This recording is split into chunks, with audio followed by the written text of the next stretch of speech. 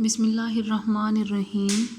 السلام علیکم 3 کلاس پیارے بچوں، میں آپ کی اسلامت کی ٹیچر ہوں اور آج آپ کو بتاؤں گی کہ آپ نے منگل 16 جون کو اسلامت کا کیا کام کرنا ہے۔ بیٹا جو آج کا ہمارا کام ہے وہ بک ورک ہے، بک کی ریڈنگ کرنی ہے ہم نے۔ آج ہم بیٹا پہلے بک کی ریڈنگ کریں گے۔ جو ہمارا لیسن ہے وہ ہے جھوٹ سے اجتناب اور چوری سے اجتناب۔ بیٹا اس کی ہم نے ریڈنگ کرنی ہے۔ آئیں ہم سب سے پہلے اس کی ریڈنگ کرتے ہیں۔ وہ بات جو حقیقت کے مطابق نہ ہو جھوٹ کہلاتی ہے۔ ہمارے دین میں سچ بولنے اور جھوٹ سے بچنے کی بار بار تاکید کی گئی ہے۔ جھوٹ تمام برائیوں کی جڑ ہے۔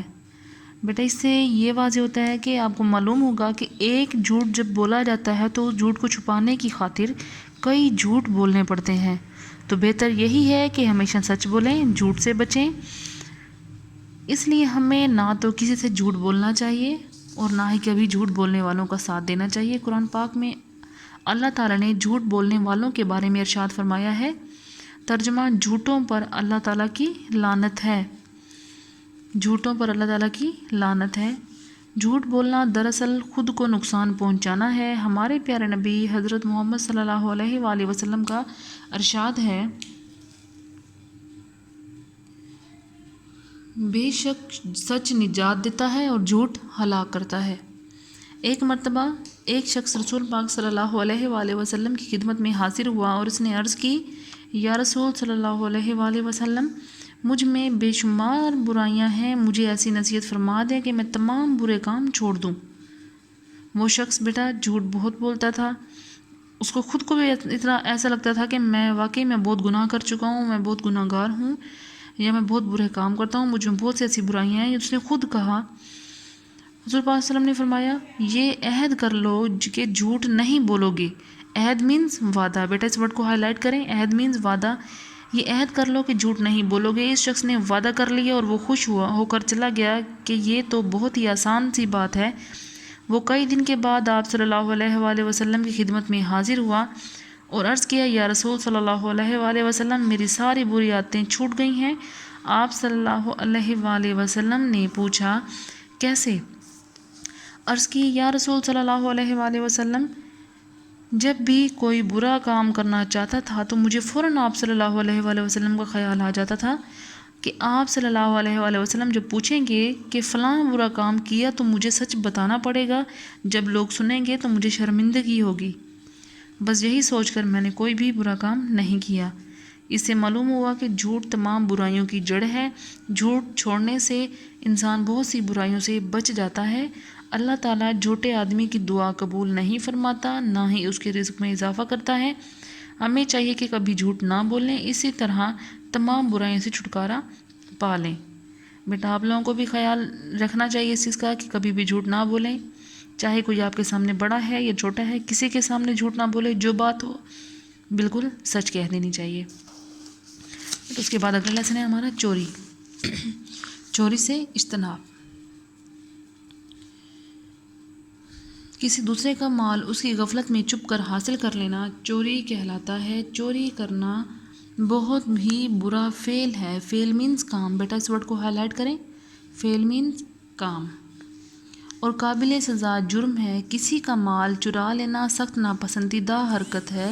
چور محنت کش، محنت و مشقت سے خود کوئی کام نہیں کرتا، بس اسی طاق میں رہتا ہے کہ وہ کسی کا مال چرا لے، یعنی کہ اس کو عادت پڑ چکی ہوتی ہے کہ وہ کوئی بھی کام محنت سے نہ کرے۔ اس کو وہ چیز جو بغیر کسی محنت کے مل جائے وہ کوشش میں ہوتا ہے کہ ایسی چیز اس کو ملے جس کے لیے اس کو محنت بھی نہ کرنی پڑے۔ لیکن یہ سوچیں کہ جب بھی وہ کوئی چیز چوری کرتا ہے لیکن وہ دلی طور پر مطمئن نہیں ہوتا ہوگا کہ یہ میری اپنی ہے، میں اس کو کیسے استعمال کروں۔ اسلام میں چوری کرنے والے کے لیے سخت سزا رکھی گئی ہے۔ چوری چاہے معمولی چیز کی ہو یا قیمتی چیز کی، یہ سراسر برائی ہے۔ کسی بھی معاشرے میں چور کو اچھی نظر سے نہیں دیکھا جاتا، سب اس کو برا سمجھتے ہیں۔ اس برے کام کے بد اثرات اس کے گھر والوں پر اور پورے معاشرے پر پڑتے ہیں۔ یعنی کہ جب بھی کوئی شخص چوری کرتا ہے، جھوٹ بولتا ہے یا کسی کی غیبت کرتا ہے یا کسی قسم کی کوئی ایسا برا فعل کرتا ہے تو اس شخص کو اس کے معاشرے کے لوگ بھی جبکہ اور باہر کے لوگ بھی اور اس کے گھر والے بھی برے طریقے سے دیکھتے ہیں، اور جبکہ دوسرے لوگ بھی جب اس کو دیکھتے ہیں کہ یہ شخص فلاں گھر سے میں رہتا ہے اور اس معاشرے میں رہتا ہے، تو اس کی وجہ سے اس کے گھر والے بھی اور اس کے معاشرے کے لوگ بھی بدنام ہوتے ہیں۔ ایک مرتبہ ایسا ہوا کہ مدینہ منورہ میں ایک مرتبہ ایک بااثر اور مالدار عورت نے چوری کر لی، مالدار میں دولت مند عورت نے چوری کر لی۔ یہ مقدمہ حضور صلی اللہ علیہ وآلہ وسلم کے سامنے پیش ہوا۔ الزام ثابت ہونے پر آپ صلی اللہ علیہ وآلہ وسلم نے اسلامی احکام کے مطابق اس چور عورت کا ہاتھ کاٹنے کا حکم دیا۔ اس عورت کی سزا معاف کرانے کے لیے کئی لوگوں نے آپ صلی اللہ علیہ وآلہ وسلم سے سفارش کی، مگر آپ صلی اللہ علیہ وآلہ وسلم نے سزا برقرار رکھی۔ حضرت اسامہ بن زید رضی اللہ تعالیٰ عنہ، جو کہ آپ صلی اللہ علیہ وآلہ وسلم کو بہت پیارے تھے، نے بھی اس کی سفارش کی، مگر آپ صلی اللہ علیہ وسلم نے قبول نہ کی اور فرمایا تم سے پہلے قومیں اسی لیے تباہ و برباد ہو گئیں کہ ان میں جب کوئی بڑا آدمی جرم کرتا تھا تو اسے سزا نہیں دی جاتی تھی۔ اللہ تعالیٰ گواہ ہے کہ اگر میری بیٹی بھی چوری کرتی تو میں اس کا ہاتھ بھی کاٹ دیتا۔ اس سے معلوم ہوا کہ چوری بہت بری حرکت ہے اور بہت بڑا جرم ہے، اسی لیے اس کی سزا بھی سخت رکھی گئی ہے۔ چوری کی بری عادت انسان کو نکما بنا دیتی ہے، وہ اپنی عزت اپنے ہاتھوں ہی برباد کر لیتا ہے اور اس جرم کی سزا بھی پاتا ہے۔ بیٹا کسی کی کوئی چیز نہ اٹھائیں، جہاں جس کی جو چیز پڑی ہے اٹھا کر اس شخص کے حوالے کر دیں جس کی ہو۔ اس برے فعل سے بچیں، اس برے کام سے بچیں، تاکہ آپ کو معاشرے میں یا کسی کے سامنے بھی کوئی شرمندگی نہ اٹھانا پڑے۔